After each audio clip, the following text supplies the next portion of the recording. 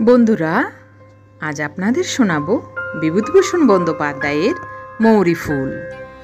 অন্ধকার তখনও হয় নাই। মুকুজ্জে বাড়ির পিছনে বাঁশবাগানে জোনাকির দল সাজ জ্বালিবার উপক্রম করিতেছিল। তালপুকুরের পাড়ে গাছের মাথায় বাদুড়ের দল কালো হয়ে ঝুলিতেছে। মাঠের ধারে বাঁশবাগানের পিছনটা সূর্যাস্তের শেষ আলোয় উজ্জ্বল। চারিদিক বেশ কবিত্বপূর্ণ হইয়া আসিতেছে।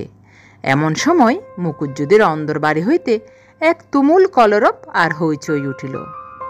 বৃদ্ধ রামতনু মুকুজ্জে শিবকৃষ্ণ পরমহংসের শিষ্য। তিনি রোজ সন্ধ্যাবেলায় আরতি দিয়া থাকেন। এই জন্য প্রায় 1 পোয়া খাঁটি গাওয়া ঘি তার চাই। তিনি নানা উপায়ে এই ঘি সংগ্রহ করিয়া ঘরে রাখিয়া দেন। অন্য দিনের মতো আজও তাকের উপর একটা বাটিতে ঘিটা ছিল। তার পুত্রবধূ সুশীলা সেই বাটি তাকের উপর হইতে পারিয়া সেই ঘিটার সমস্তই দিয়া খাবার তৈয়ারি করিয়াছে। রামতনু মুকুজ্জে মহকুমার কোর্টে গিয়েছিলেন উপারার চৌধুরীদের পক্ষে একটা মকদ্দমায় সাক্ষ্য দিতে। বিপক্ষের উকিল তাকে জেরার মুখে জিজ্ঞাসা করেন, আপনি গত মে মাসে পাঁচু রায় আর তার ভাইয়ের পাঁচিলের জায়গা নিয়ে মামলায় প্রধান সাক্ষী ছিলেন না? রামতনু মুকুজ্জে বলিয়াছিলেন, হ্যাঁ, তিনি ছিলেন। উকিল পুনরায় জেরা করিয়াছিলেন, দুনালির চৌধুরীদের কানসোনার মাঠের দাঙ্গার মোকদ্দমায় আপনি পুলিশের দিকে সাক্ষ্য দিয়েছিলেন কি? রামতনু মহাশয়কে ডোক গিলিয়া স্বীকার করিতে হইয়াছিল যে তিনি দিয়াছিলেন বটে। বিপক্ষের উকিল আবার প্রশ্ন করেন, আচ্ছা, এর কিছুদিন পরেই বড় তরফের সত্যের মামলায় আপনি বাদীপক্ষের সাক্ষী ছিলেন কি না? কবে তিনি এই সাক্ষ্য দিয়েছিলেন মুকুজ্জে মহাশয় প্রথমটা মনে করিতে পারেন নাই। তারপর বিপক্ষের উকিলের পুনঃ পুনঃ করা প্রশ্নে এবং মুন্সেফ বাবুর ভ্রুকুটি মিশ্রিত দৃষ্টির সম্মুখে হতভাগ্য রামতনুর মনে পড়িয়াছিল যে তিনি এই সাক্ষ্য দিয়েছিলেন বটে এবং এই গত জুলাই মাসে এই কোর্টেই তাহা দিয়া গিয়াছেন।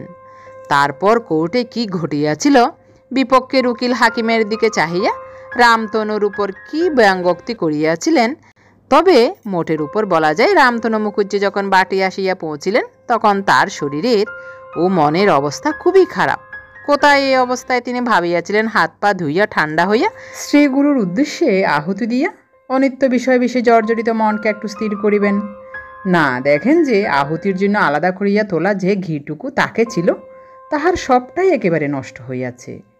তারপর প্রায় অর্ধ ঘণ্টা ধরিয়া মুকুজ্জে বাড়ির অন্দরমহলে একটা রীতিমতো কবির লড়াই চলিতে লাগিল।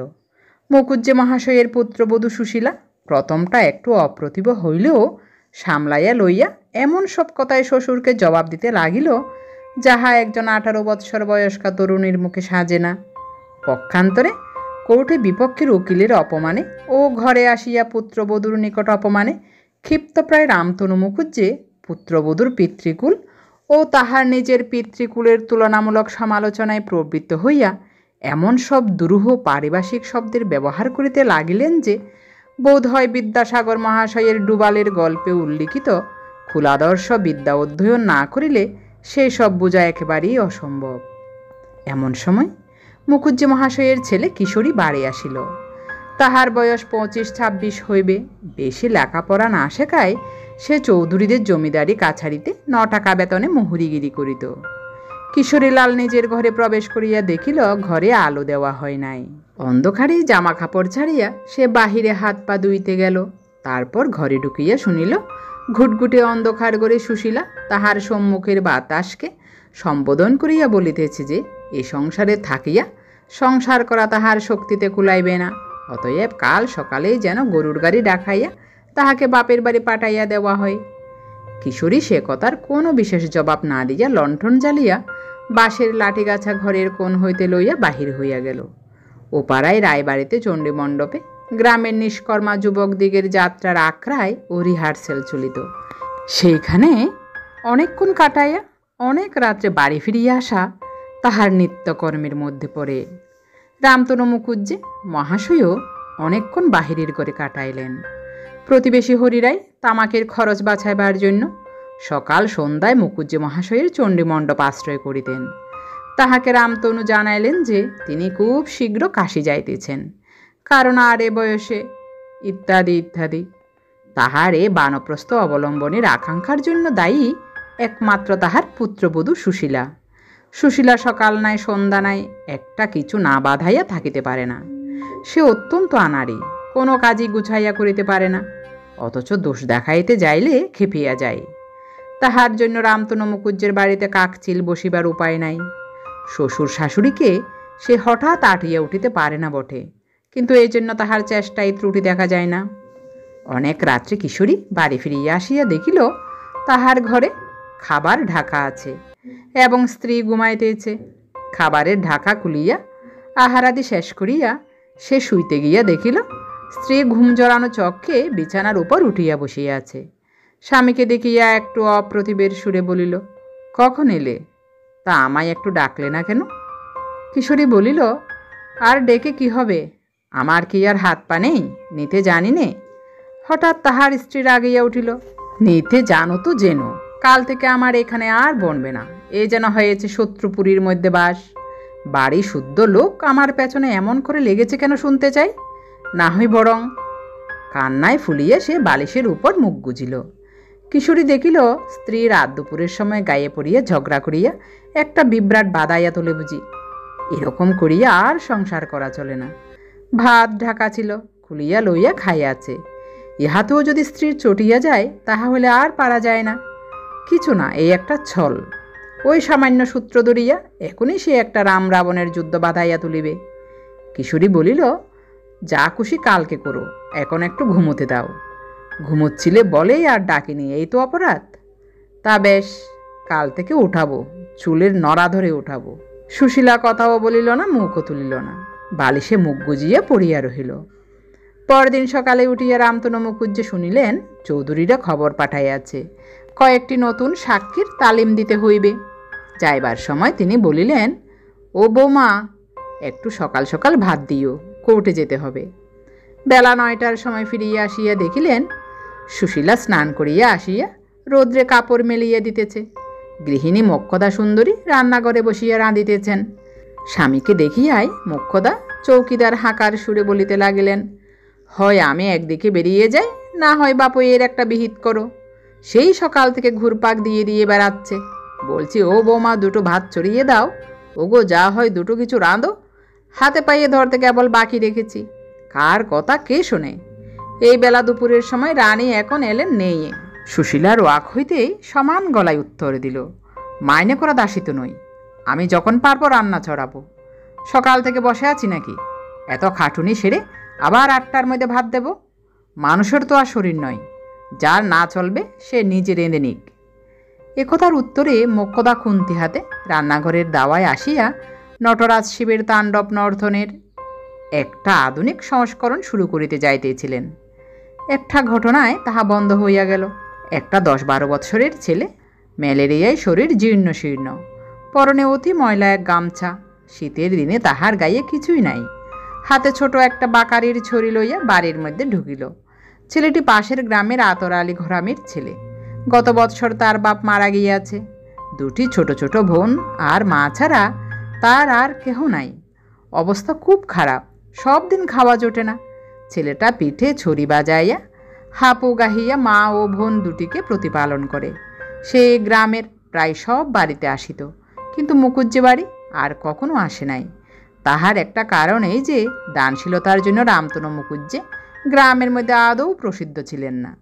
ছেলেটি উঠানে দাঁড়াইয়া বগল বাজাইয়া নানারূপ সুর করিয়া উচ্চস্বরে হাপু গাহিতে লাগিল। সঙ্গে সঙ্গে পিঠে জোর করিয়া লাঠির বাড়ি মারিতে লাগিল। 3টি নেহাত গো বেচারি সাক্ষীর তালিম দিতে অনেক ধস্তাধস্তি করিয়া রামতনুর মেজাজ ভালো ছিল না। ফিরিয়া চাহিয়া দেখিয়া মুখ খিছাইয়া বলিলেন, থাম থাম, ওসব রাখ, এখন ওসব দেখবার শখ নেই। যা, অন্য বাড়ি দেখগে যা। সুশীলা কাপড় মেলিয়া দিতে দিতে অবাক হইয়া হাপু গাওয়া দেখিতেছিল। ছেলেটি সংকুচিত হইয়া বাহিরে যাইতেই সে তাড়াতাড়ি বাহিরের রোয়াকে গিয়া তাহাকে ডাকিল। বলিল, শোন, তোর বাড়ি কোথায় রে? হরিশপুর মা ঠাকুরুন। তোর বাড়িতে কে আছে? আর মোর বাপ মারা গিয়েছে 8 বছর মা ঠাকুরুন। মোদের আর কেউ নেই, মুই বড়, ছোট 2টো বোন আছে। তাই বুঝি তুই হাপু গাস? হারে, এতে চলে? রামতনুর ধমক খাইয়া ছেলে মানুষ অত্যন্ত দমিয়া গিয়াছিল। সুশীলার কথার ভিতর সহানুভূতির সুর চিনিয়া লইয়া হঠাৎ তাহার কান্না আসিল। চোখের জল হু হু করিয়া পড়িতেই ম্যালেরিয়া শীর্ণ হাতটি তুলিয়া চোখ মুছিয়া বলিল, না মা ঠাকুরুন, চলে না, এসব লোকে আর দেখতে চায় না। মুই যদি ভালো গান গাইতে পারতাম তো যাত্রার দলে যেতাম। বড় কষ্ট মোদের সংসারে, এই শীতে মা ঠাকুরুন। সুশীলা বাধা দিয়া বলিল, দাঁড়া, আমি আসছি। ঘরের মধ্যে ঢুকিয়া খান্নার ব্যাগ অতি কষ্টে সামলাইয়া চাহিয়া দেখিল আলনায় একখানা নতুন মোটা বিছানার চাদর ঝুলিতেছে। হাতের গোড়ায় সেইখানা পাইয়া টানিয়া লইল। তারপর জানলা দিয়া বাড়ির মধ্যে চাহিয়া দেখিয়া চাদরখানা তাড়াতাড়ি ছেলেটির হাতে দিয়া চুপি চুপি বলিল, এইখানা নিয়ে যা, এতে শীত বেশ কাটবে। কাটবে না? খুব মোটা, শিগগির যা, লুকিয়ে নিয়ে যা, কেউ যেন না দেখে। ছেলেটা চাদর হাতে হতবুদ্ধি হইয়া ইতস্তত করিতেছে দেখিয়া সুশীলা বলিল, ওরে এক্ষুনি কে এসে পড়বে, শিগগির যা। ছেলেটাকে বিদায় দিয়া সুশীলা ভিতর বাড়িতে ঢুকিয়া দেখিল শ্বশুর আহার করিতে বসিয়াছেন। ছেলেটার দুঃখে সুশীলার মন খুব নরম হইয়া গিয়াছিল। সে গিয়া রান্নাঘরে ঢুকিয়া কাজে মন দিল। শ্বশুরকে জিজ্ঞাসা করিল, আপনাকে কিছু দেব বাবা? মোক্ষদা ঝংকার দিয়ে উঠিলেন, তোমাকে আর কিছু দিতে হবে না, যে মিষ্টি বচন দিয়েছ তাতেই প্রাণ ঠান্ডা হয়ে গিয়েছে। নাও, এখন পারো তো এদিকে এসো, একবার হাঁড়িটা দেখো, নয়তো বলো নিজে মরি বাঁচিয়ে একরকম করে সাঙ্গ করে তুলি। রামতনু কোনো কথা বলিলেন না, আপন মনে খাইয়া উঠিয়া চলিয়া গেলেন। এইসব ব্যাপারে সুশীলা অত্যন্ত চটিয়া যাইত। রামতনু পুত্রবধূর নিকট কোনো জিনিস চাহিয়া খাইলে তাহার রাগ গলিয়া জল হইয়া যাইত, কিন্তু লোকে তাহাকে জব্দ করিতেছে বা অপমান করিবার ফন্দি গুজিতেছে ভাবিলে তাহার আর কাণ্ডজ্ঞান থাকিত না। সেও কোমর বাঁধিয়া রণে আগুয়ান হইত, সেই বা ছাড়িবে কেন? মাস দুই পরে, ফাল্গুন মাসের মাঝামাঝি, কিন্তু বেশ গরম পড়িয়াছে। কিশোরী অনেক রাত্রে বাড়ি ফিরিয়াছে। বাড়িতে যে যাহার ঘরে ঘুমাইতেছে, সে নিজের ঘরে ঢুকিয়া দেখিল সুশীলা ঘরের মেজেই বসিয়া একখানা চিঠি লিখিতেছে। কিশোরী সুশীলাকে জিজ্ঞাসা করিল, কাকে চিঠি লেখা হচ্ছে? সুশীলা চিঠির কাগজখানা তাড়াতাড়ি আঁচল দিয়া চাপিয়া স্বামীর দিকে ফিরিয়া একটু দুষ্টুমির হাসি হাসিল। বলিল, বলবো কেন? থাক, না বলো, ভাত দাও, রাত কম হয়নি, আবার সকাল থেকে খাটুনি আরম্ভ হবে। সুশীলা ভাবিয়াছিল স্বামী আসিয়া সে কি লিখিতেছে দেখিবার জন্য পিড়াপিড়ি আরম্ভ করিবে। প্রকৃতপক্ষে সে চিঠি কাহাকেও লিখিতেছে না, স্বামীকে কথা বলাইবার এ তার একটা পুরনো কৌশল মাত্র।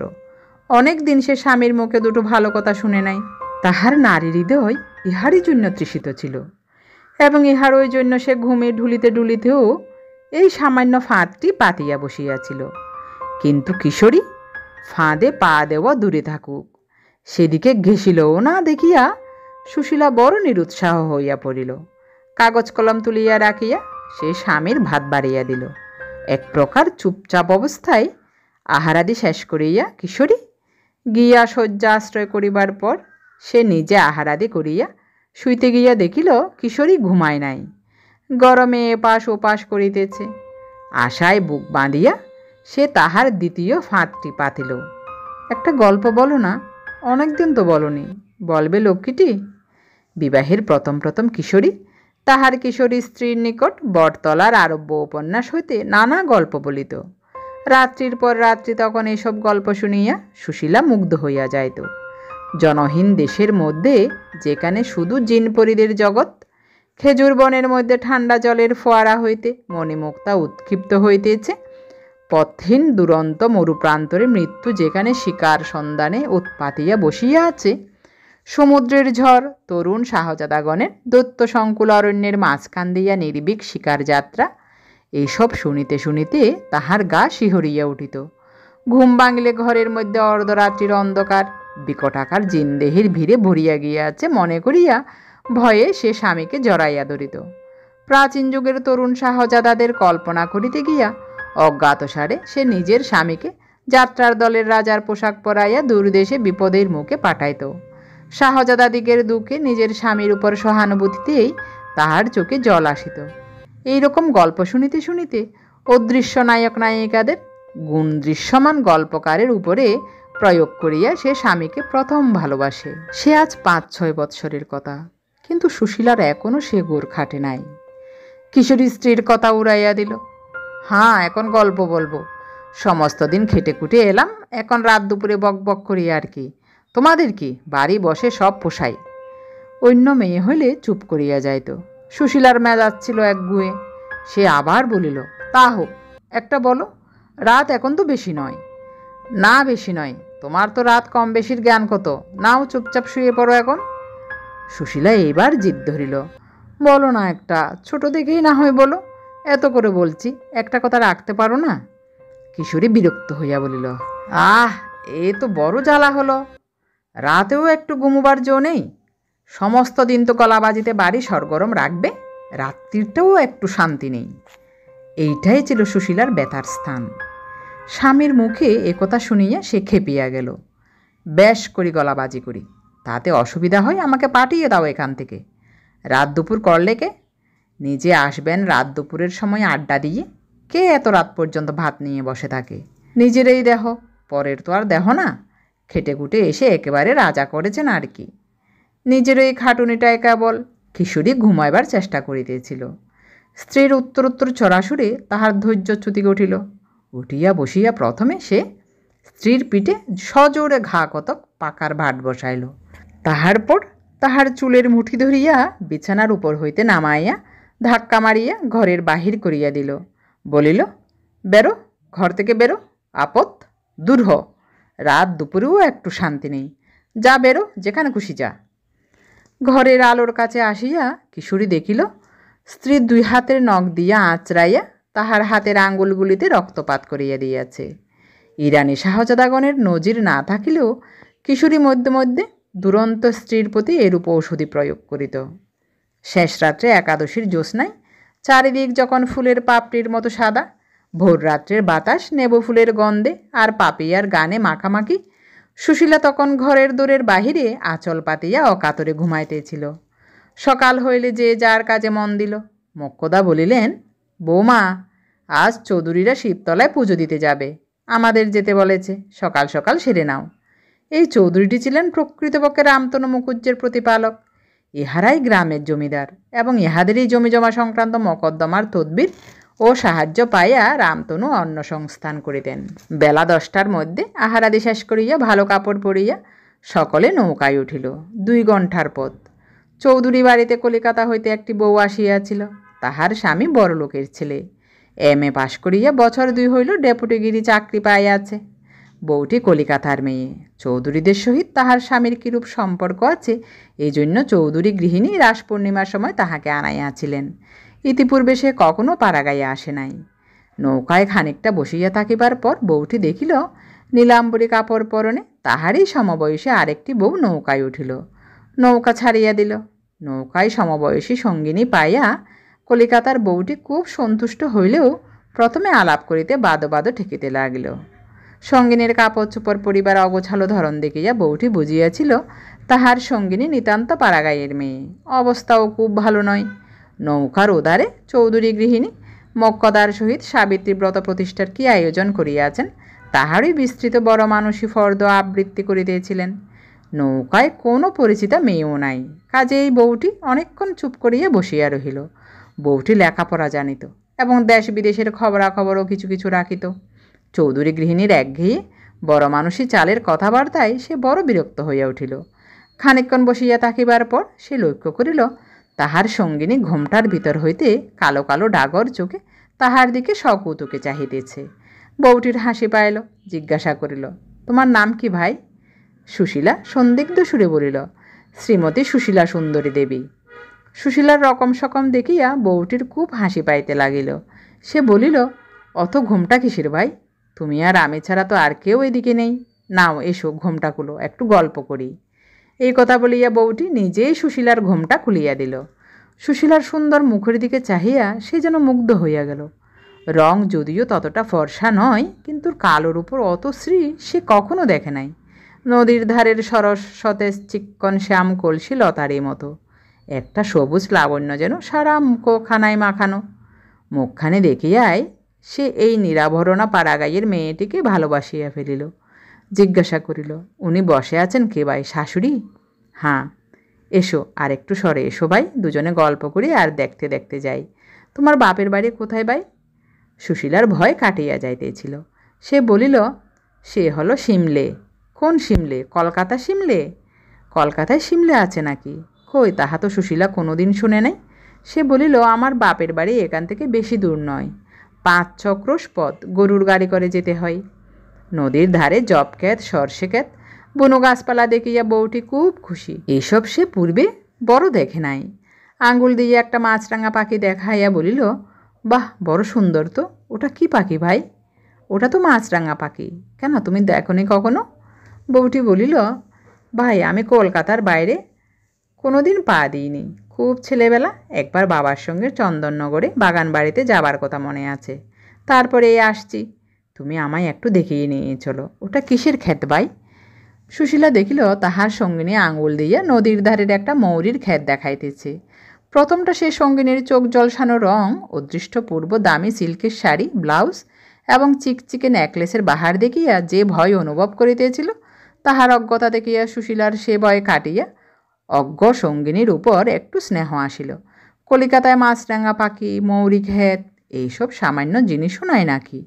সুশীলা হাসিয়া বলিল, তুমি ফুলের গন্ধ দেখে বুঝতে পারো না ভাই? ও তো মৌরির ক্ষেত। কেন, আমাদের বাপের বাড়ির গায়ে কত তো মৌরির ক্ষেত আছে। মৌরির শাক কখনো খাওনি? কলকাতায় বুঝি নেই? কলিকাতার বউটি বুঝাইয়া দিল যে কলিকাতার অতীত ইতিহাসের সে খবর রাখে না। বর্তমান অবস্থায় সেখানে মৌরিক্ষেত প্রভৃতি থাকা সম্ভবপর নয়, তবে ভবিষ্যতে কী হয় বলা যায় না। ঘণ্টাখানেক পরে যখন নৌকা শিবতলার ঘাটে গিয়া লাগিল, তখন তাহাদের দুজনের মধ্যে অনেক ঘনিষ্ঠ রকমের কথাবার্তা হইয়া গিয়াছে। সঙ্গিনীর মুখে স্বামীর আদরের গল্প শুনিয়া সুশীলার মনের মধ্যে একটা গোপন ব্যথা জাগিয়া উঠিল। সেটা সে অনবরত চাপিবার চেষ্টা করে, তবু কি জানি কেন সেটা ফাঁক পাইলেই মাথা তোলে।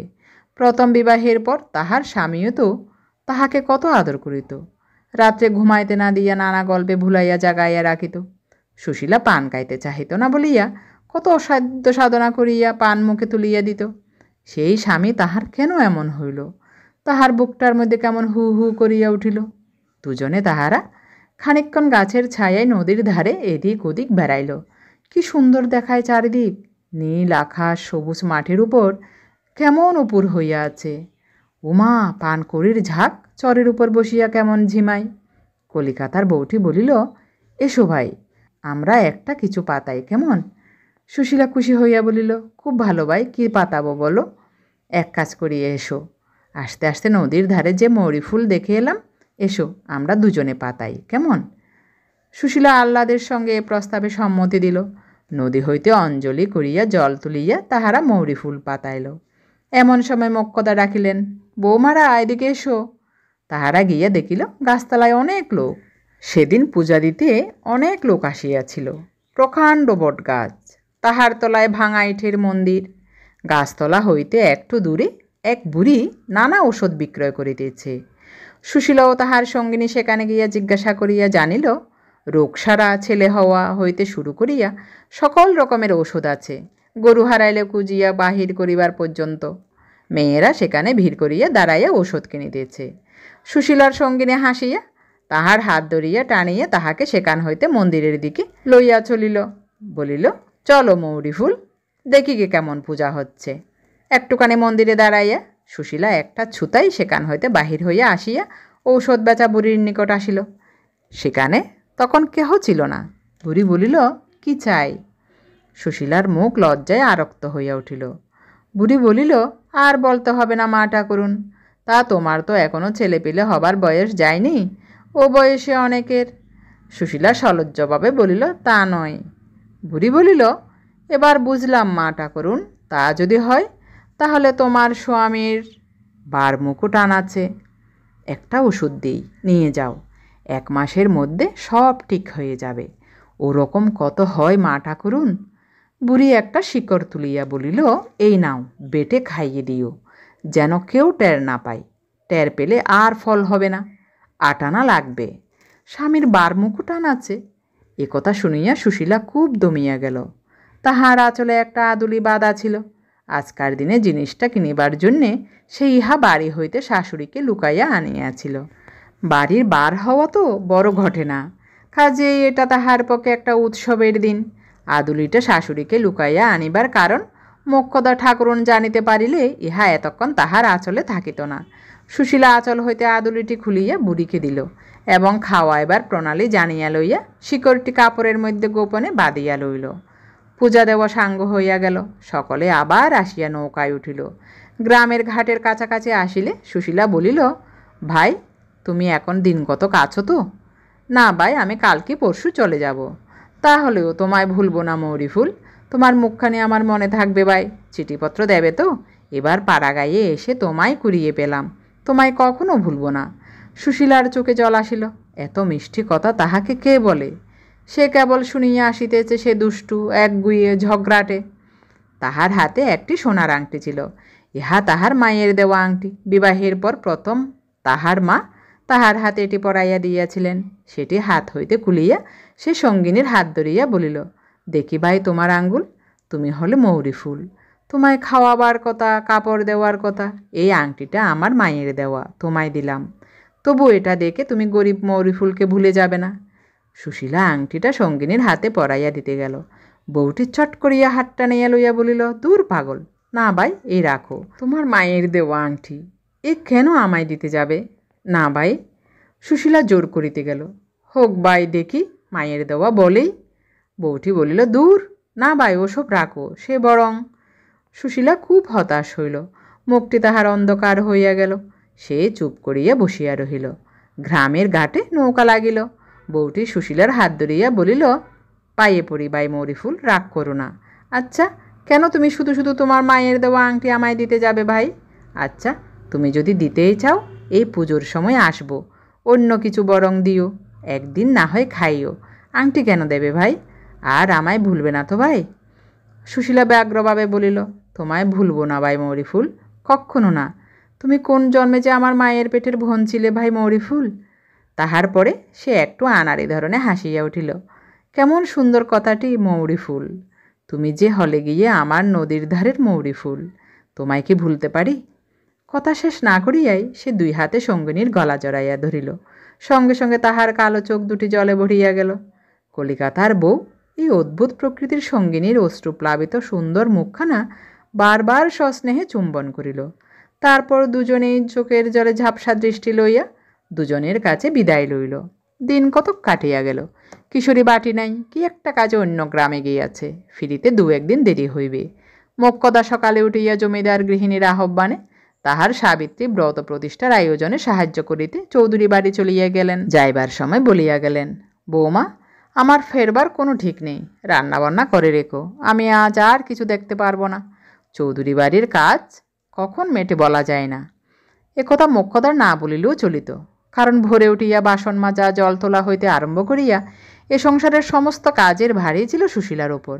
এ সংসারে কিশোরীর বিবাহের পর কোনো দিন ঝি চাকর প্রবেশ করে নাই, যদিও পূর্বে বাড়িতে বরাবরই একজন করিয়া ঝি থাকিত। সুশীলার খাটুনিতে কোনো ক্লান্তি ছিল না, খাটিবার ক্ষমতা তাহার যথেষ্ট ছিল। যখন মেজাজ ভালো থাকিত তখন সমস্ত দিন নীরবে ভূতের মতো খাটিয়েও সে বিরক্ত হইত না। শাশুড়ি চলিয়া গেলে অন্যান্য কাজকর্ম সারিয়া সুশীলা রান্নাঘরে গিয়া দেখিল একখানিও খাট নাই। খাট অনেক দিনেই ফুরাইয়া গিয়াছে। একথা সুশীলা বহুবার শ্বশুরকে জানাইয়া আছে। রামতনু মধ্যে মধ্যে মজুর ডাকাইয়া কাঠ কাটাইয়া লইতেন, এবার কিন্তু অনেক দিন হইল তিনি আর এদিকে দৃষ্টি দেন নাই। কিশোরীর দোষ নাই, কেননা সে বড় একটা বাড়িতে থাকিত না, সংসারের সংবাদ তেমন রাখিতও না। আসল কথা হইতেছে এই যে রান্নাঘরের পিছনে খিড়কির বাহিরে অনেক শুকনা বাঁশ ও ডালপালা পড়িয়া আছে। সুশীলা রান্না চড়াবার পূর্বে বা রান্না করিতে করিতে প্রয়োজন মতো এগুলি দা দিয়া কাটিয়া লইয়া কাজ চালাইত। রামতনু দেখিলেন কাজ যখন চলিয়া যাইতেছে তখন কেন অনর্থক কাঠ কাটিবার লোক ডাকিয়া আনা, আনিলেই এখনই একটা টাকা খরচ তো। পুত্রবধূ বকিতেছে বকুক, কারণ বকুনি উহার স্বভাব। কাঠ নাই দেখিয়া সুশীলা অত্যন্ত চটিয়া গেল। এদিকে বাড়িতেও এমন কেহ নাই যাহাকে বকিয়া গায়ের ঝাল মিঠাই। কাজেই সে আপন মনে চিৎকার করিতে লাগিল, পারব না, রোজ রোজ এমন করে সংসার করা আমায় দিয়ে হয়ে উঠবে না। আজ 2 মাস ধরে বলছি কাঠ নেই, কাঠ নেই। এদিকে রান্নার বেলা ঠিক আছেন সব, তার একটু এদিক ওদিক হবার জো নেই। কি দিয়ে রাঁধবে? হাত পা উনুনের মধ্যে দিয়ে রাঁধবে নাকি? রোজ কাঠ কাটো, কেটে রাঁধো, অত সুখে কাজ নেই। থাকলো হাঁড়ি পরে, যিনি যখন আসবেন তিনি তখন করে নেবেন। রাঁধিবার কোনো আয়োজন সে করিল না। খানিকটা বসিয়া বসিয়া তাহার মনে হইল ততক্ষণ মশলাগুলো বাটিয়া রাখা যাক। সে মাঝে মাঝে কাজের সুবিধার জন্য কয়েকদিনের মশলা একসঙ্গে বাটিয়া রাখিত।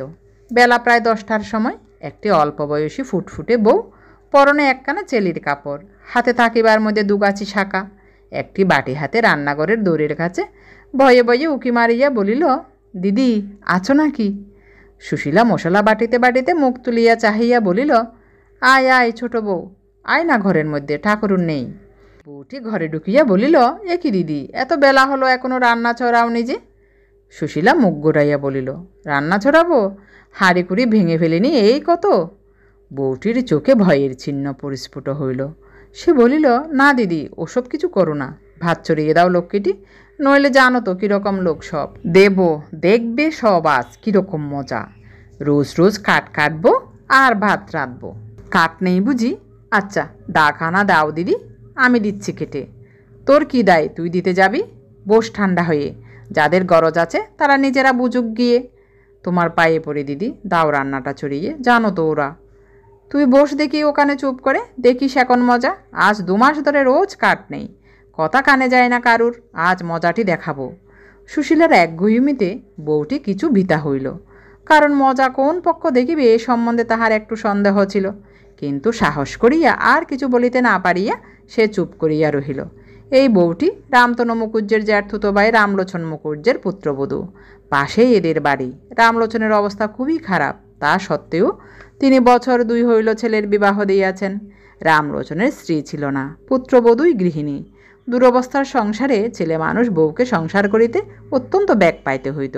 সে সময়ে অসময়ে বাটি হাতে কুচি হাতে এই পাড়িতে হাত পাতিয়া তেলটা নুনটা লইয়া যাইত, চাল না থাকিলে আঁচলে করিয়া চাউল লইয়া যাইত, ধার বলিয়াই লইয়া যাইত। কখনো শোধ করিতে পারিত, কখনো পারিত না। মোক্ষদা ঠাকুরুনকে বউটি বড় ভয় করে। তিনি থাকিলে জিনিসপত্র তো দেনই না, যদি বা দেন তাহা বহু মিষ্ট বাক্য বর্ষণ করিবার পর। তবু বউটির আসিতে হয়, কি করিবে, অভাব। সুশীলা তাহাকে মোক্ষদা ঠাকুরুনের হাত হইতে বাঁচাইয়া গোপনে এটা ওটা যখন যাহা দরকার সাধ্যমতো সাহায্য করিত। সামান্য একবারে তেল লইয়া গেলেও হুঁশিয়ার মোক্ষদা ঠাকুরুন তাহা কখনো ভুলিতেন না। গলা টিপিয়া করা ক্রান্তিতে তাহা আদায় করিয়া ছাড়িতেন। সুশীলা ছিল অগোছালো অন্যমনস্ক ধরনের মানুষ। সে ধার দিয়া অতশত মনেও রাখিত না, বা সামান্য তেল নুন ধার দিয়া আদায় করিবার কোনো চেষ্টাও করিত না। শোধ দিতে আসিলে অনেক সময় বলিত, ওই তুই আবার দিতে এলি কেন ভাই ছোট বউ, ওর আবার নেব কি, যা ও তুই নিয়ে যা ভাই। সুশীলা আপন মনে খানিকক্ষণ বকিয়া বউটির দিকে চাহিয়া বলিল, তারপর তোর রান্না বান্না?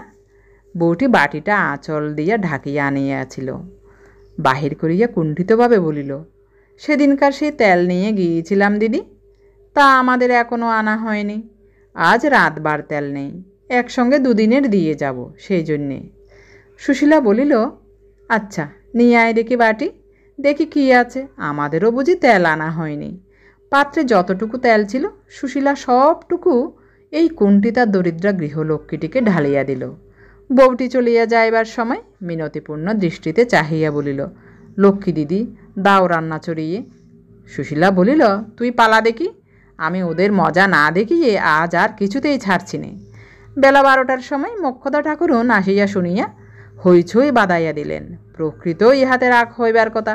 একটু পরে রামতনু আসিলেন। তিনি ব্যাপার দেখিয়া দালানে গিয়া আপন মনে তামাক টানিতে শুরু করিলেন। ঝগড়া ক্রমে খুব ছাগাইয়া উঠিল। মোক্ষদা উচ্চস্বরে সুশীলার কুলজি কাহিতে লাগিলেন। সুশীলাও যে খুব শান্তশিষ্ট এ অপবাদ তাহাকে শত্রুতেও দিতে পারিত না। কাজে ব্যাপার যখন খুব বাদিয়া উঠিয়াছে, এমন সময় কোথা হইতে কিশোরী আসিয়া হাজির হইল। যদিও আজ তাহার ফিরিবার কথা ছিল না, তবুও কাজ মিটিয়া যাওয়াতে সে আর সেখানে অপেক্ষা করে নাই। মোক্ষদা ছেলেকে পাইয়া হাঁক ডাক আরও বাড়াইয়া দিলেন। কিশোরী এত বেলায় বাড়ি আসিয়া এই অশান্তির মধ্যে পড়িয়া অত্যন্ত চটিয়া গেল। তাহার সমস্ত রাগ গিয়া পড়িল স্ত্রীর উপর। হাতের গোড়ায় একখানা শুকনো চেলাকাঠ পড়িয়াছিল, সেইটা লইয়াই লাফাইয়া সে রান্নাঘরের দাওয়ায় উঠিল।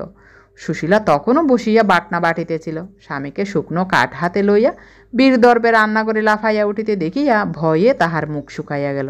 আত্মরক্ষার অন্য কোনো উপায় না দেখিয়া হাত 2টা তুলিয়া নিজের দেহটা আড়াল করিবার চেষ্টা করিল। কিশোরী প্রথমত স্ত্রীর খোপা ধরিয়া এক হেঁচকা টান দিয়া তাহাকে মাটিতে ফেলিয়া দিল।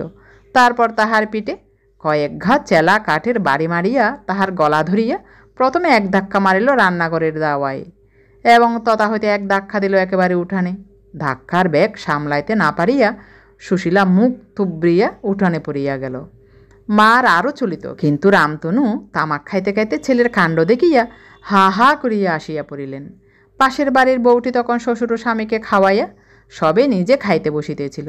হঠাৎ এই বাড়ির মধ্যে মায়ের শব্দ শুনিয়া সে খাওয়া ফেলিয়া সুশীলাদের খিড়কিতে ছুটিয়া আসিয়া উকি মারিয়া দেখিল সুশীলা উঠানে দাঁড়াইয়া আছে, সর্বাঙ্গে ধুলা, বাটনার পাত্রের উপর পড়িয়া গিয়াছিল কাপড়ে চোপড়ে হলুদের ছোপ, মাথার খোপা একেবারে খুলিয়া কতক চুল মুখের উপর কতক পিঠের উপর পড়িয়াছে। গাঙ্গুলি বাড়ি হইতে দুটো ছেলে ব্যাপার দেখিবার জন্য ছুটিয়া আসিয়াছে। আরও দুই একজন পাড়ার মেয়ে সামনের দরজা দিয়ে উকি মারিতেছে। ওদিকে পাঁচিলের উপর দিয়া মুখ বাড়াইয়া নিজের শ্বশুর রামলোচন মজা দেখিতেছেন। চারিদিকের কৌতূহল দৃষ্টির মাঝখানে সর্বাঙ্গে হলুদের ছোপ ও ধুলিমাকা বিশ্রান্ত কুণ্ঠল অপমানিতা দিদিকে অসহায়ভাবে উঠানে দাঁড়াইয়া থাকিতে দেখিয়া তাহার বুকের মধ্যে কীরকম করিয়া উঠিল। কিন্তু সে একে ছেলে মানুষ, তাহাতে অত্যন্ত লজ্জাশীলা শ্বশুর বাসুর এবং এক উঠান লোকের মধ্যে বাড়ির ভিতর ঢুকিতে না পারিয়া প্রথমটা সে খিড়কির বাহিরে আকুলি বিকুলি করিতে লাগিল।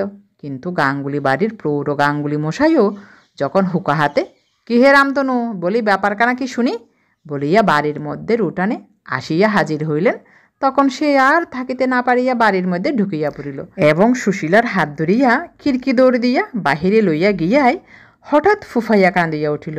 বলিল, কেন ওরকম করতে গেলে দিদিমণি লক্ষ্মীটি? তখনই যে বারণ করলাম। তারপরের দিন দুপুরবেলা সুশীলা রান্নাঘরে রাঁধিতেছিল, কিশোরী খাইতে বসিয়া আছে। মক্কদা ঠাকুরুন কি প্রয়োজনে রান্নাঘরে ঢুকিয়া দেখিলেন সুশীলা পিছনে ফিরিয়া ভাত বাড়িতে বাড়িতে স্বামীর ডালের বাটিতে কি গুলিতেছে, পাশে একটা ছোট বাটি। মক্কদার কীরকম সন্দেহ হইল। তিনি জিজ্ঞাসা করিলেন, বৌমা তোমার বাটিতে কি মেশাচ্ছ বাটিতে? সুশীলা পিছন ফিরিয়াই শাশুড়িকে দেখিয়া যেন কেমন হইয়া গেল। তাহার চোখ মুখের ভাব দেখিয়া মক্কদার সন্দেহ আরও বাড়িল। তিনি বাটিটা হাতে তুলিয়া লইয়া দেখিলেন তাহাতে সবুজ মতো কি একটা বাটা। তিনি কড়া সুরে জিজ্ঞাসা করিলেন, কি বেটেছ এতে? তিনি দেখিলেন পুত্রবধূ উত্তর দিতে পারিতেছেন না, তাহার মুখ লাল হইয়া উঠিয়াছে। ইহার পর একটা ভয়ানক কাণ্ড ঘটিল। মক্কদা ঠাকুরুন বাটি হাতে, ও মা কি সর্বনাশ, আর একটু হলেই হয়েছিল গো বলিয়া উঠানে আসিয়া চিৎকার করিয়া হাট বাঁধাইলেন। কিশোরী দালান হইতে উঠিয়া আসিল, রামতনু আসিলেন, গাঙ্গুলি বাড়ির মেয়ে পুরুষ আসিল, আরও অনেকে আসিল। মক্কদা সকলের সামনে সেই বাটিটা দেখাইয়া বলিতে লাগিলেন, দেখো তোমরা সকলে, তোমরা ভাবো শাশুড়ি মাগি বড় দুষ্টু, নিজের চোখে দেখে নাও ব্যাপার, কি সর্বনাশ হয়ে যেত এখনই যদি আমি না দেখতাম। দোহাই বাবা তারকনাথ, কি ঠেকানোই আজ ঠেকিয়েছ। এক উঠান লোক সকলেই শুনিল রামতনুর দুরন্ত পুত্রবধূ স্বামীর ভাতে বিষ না কি মিশাইয়া খাওয়াইতে গিয়া ধরা পড়িয়াছে। কেউ অবাক হইয়া গেল, কেউ মুচকে হাসিয়া বলিল, ওসব আমরা অনেক কাল জানি, আমরা হৃদ দেখলেই মানুষ চিনি, তবে পাড়ার মধ্যে বলে এতদিন। কে একজন বলিল, জিনিসটা কি তা দেখা হয়েছে? মক্কদা ঠাকুরুনের গাল বাদ্যের রবে সে কথা চাপা পড়িয়া গেল। গাঙ্গুলি মহাশয় রামতনুকে বলিলেন, গুরু রক্ষা করেছেন, এখন যত শিগগির বিদেয় করতে পারো তার চেষ্টা করো, শাস্ত্রে বলে দুষ্টা বাড়ছে, আর একদিনও এখানে রেখো না। সমস্ত দিন পরামর্শ চলিল। সন্ধ্যার সময় ঠিক হইল কাল সকালে গাড়ি ডাকিয়া আপদ বিদায় করা হইবে, আর একদিনও এখানে না, কি জানি কখন কি বিপদ ঘটাইবে। বিশেষত পাড়ার মধ্যে ওই রকম দজ্জাল বউ থাকিলে পাড়ার অন্য বউজিও দেখা দেখে ওই রকম হইয়া উঠিবে।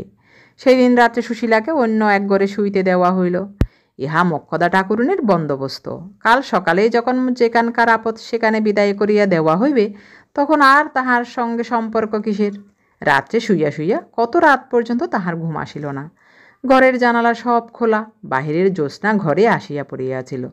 তাহার মনে কাল ও আজ এই দুদিন অত্যন্ত কষ্ট হইয়াছে।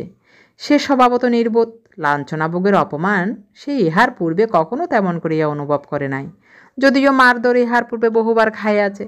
তাহার একটা কারণ এই যে আজও কালকার দিনের মতো শ্বশুর শাশুড়ি ও এক উঠোন লোকের সামনে এইভাবে অপমানিতও সে কোনোদিন হয় নাই। তবে আজ সমস্ত দিন ধরিয়া তাহার চোখের জল বাদ মানিতেছে না। কাল মার খাইয়া পিঠ কাটিয়া গিয়াছে, ও হাত দিয়া ঠেকাইতে গিয়া হাতের কাছের ছুরি ভাঙিয়া হাতও ক্ষতবিক্ষত হইয়াছে। তাহার সেই স্বামী, যে স্বামী 5-6 বৎসর পূর্বে এমন সব রাতে তাহাকে সমস্ত রাত ঘুমাইতে দিত না। সে পান খাইতে চাহিত না বলিয়া কত ভুলাইয়া পান মুখে গুজিয়া দিত, সেই স্বামী এরূপ করিল। পান খাওয়ানোর কথাটি সুশীলার বারবার মনে আসিতে লাগিল। রাত্রের জ্যোৎস্না ক্রমে আরও ফুটিল। তখন চৈত্র মাসের মাঝামাঝি। দিনে তখন নতুন কচি পাতা ওঠা গাছের মাথার উপর উদাস অলস বসন্ত মধ্যাহ্ন ধোঁয়া ধোঁয়া রৌদ্রের উত্তরীয় উড়াইয়া বেড়ায়। দীর্ঘ দীর্ঘ দিনগুলি প্রস্ফুট প্রসূন সুরভির মধ্য দিয়া চলিয়া চলিয়া নদীর ধারের শিমুলতলায় সন্ধ্যার ছায়ায় গলে গিয়া ঢলিয়া পড়ে।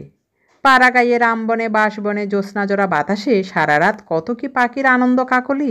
বসন্ত লক্ষ্মীর প্রহরের আরতির শেষে বনের গাছপালা তখন আবার নতুন করিয়া টাটকা ফুলের ডালি সাজাইতেছে। শুইয়া শুইয়া সুশীলা ভাবিল, জগতে কেউ তাহাকে ভালোবাসে না, কেবল ভালোবাসে তার মৌরি ফুল। মৌরি ফুল পত্র লিখিয়াছে, তাহার কথা মনে করিয়া সে রোজ রাত্রে কাঁদে। তাহাকে না দেখিয়া কলিকাতায় ফিরিয়া তাহার কষ্ট হইতেছে। সত্যই যদি কেউ তাহাকে ভালোবাসে তো সে ওই মৌরি ফুল, আর ভালোবাসে ওই ছোট বউটা। আহা, ছোট বউয়ের বড় কষ্ট। ভগবান দিন দিলে সে ছোট বউয়ের দুঃখ গুছাইবে, কিন্তু স্বামী যে তাহাকে বিদায় করিয়া দিতেছে। ও কিছু না, অভাবে পড়িয়া উহার মাথা খারাপ হইয়া যাইতেছে। নহিলে সেও কি এমন ছিল? মৌরি ফুলের বর তো কত জায়গায় বেড়ায়। মৌরি ফুলকে একখানা পত্র লিখিয়া দেখিলে হয়, যদি কোনো চাকরি করিয়া দিতে পারে। চাকরি হইলে সেই আর তার স্বামী একটা আলাদা বাসায় থাকিবে, আর কেহই সেখানে থাকিবে না। মাঠের দ্বারে ছোট ঘরখানি সে মনের মতো করিয়া সাজাইয়া রাখিবে। উঠানে কুমড়ার মাছা বাঁধিবে, বাজার খরচ কমিয়া যাইবে। লোকে বলে সে গোছালো নয়, একবার বাসায় যাইলে সে দেখাইয়া দিবে যে সে গোছালো কিনা। আচ্ছা, ওই বাড়িখানায় যদি আগুন লাগে? না, আগুন দিবে কে? ছোট বউ? দিলে তাহার শাশুড়ি ঠাকুরুনি দিবে। যেরকম লোক! জানলার বাহিরে জ্যোৎস্নায় ওগুলো কি ভাসিতেছে? সেই যে তাহার স্বামী গল্প করিত জ্যোৎস্না রাত্রে, পরীরা সব খেলা করিয়া বেড়ায়, তাহারা নয় তো? তাহার বিবাহের রাত্রে কেমন বাঁশি বাজাইয়াছিল, কেমন সুন্দর বাঁশি। ওরকম বাঁশি নদীর ধারে কত পড়িয়া থাকে। আচ্ছা, পিয়নে মৌরি ফুলের একখানা চিঠি দিয়া গেল না কেন? লাল চৌকা খাম, খুব বড় বড় সোনার জল দেয়া, আতর নাকি মাখানো। পরদিন সকালবেলা পুত্রবধূর উঠিবার দেরি হইতে লাগিল দেখিয়া মোক্ষদা ঠাকুরুন ঘরের মধ্যে উকি মারিয়া দেখিলেন পুত্রবধূ ঝড়ের ঘোরে অঘোর অচৈতন্য অবস্থায় ছেঁড়া মাদুরের উপর পড়িয়া আছে, চোখ দুটো জবা ফুলের মতো লাল। সেদিন সমস্ত রাত একভাবে খাটিয়া গেল, তাহার দিকে বিশেষ কেহ নজর করিল না। তার পরদিন বেগতিক বুঝিয়া রামতনু ডাক্তার আনিলেন। দুপুরের পর হইতে সে জ্বরের ঘুরে ভুল বকিতে লাগিল। সত্যি মৌরি ফুল তা নয়, ওরা যা বলছে। আমি অন্য ভেবে। সন্ধ্যার কিছু পূর্বে সে মারা গেল। তাহার মৃত্যুতে গাঙ্গুলি পাড়ার হাড় জুড়াইয়া গেল। পাড়ার কাক চিলগুলো একটু সুস্থির হইল। কিছুদিন পরেই কিশোরীর দ্বিতীয় পক্ষের বউ মেঘলতা ঘরে আসিল। দেখিলে চোখ জুড়ায়, এমন সুন্দর মেয়ে, কর্মপটু, হুঁশিয়ার, গোছালো। দ্বিতীয় আবার বিবাহের অল্প দিন পরেই যখন কিশোরী পালেদের স্টেটে ভালো চাকরিটি পাইল, তখন নতুন বউয়ের লক্ষ্মী ভাগ্য দেখিয়া সকলেই খুব খুশি হইল। সংসারের অলক্ষ্মী স্বরূপা আগের পক্ষের বউয়ের নাম সে সংসারে আর কোনো দিন কেহ করে না।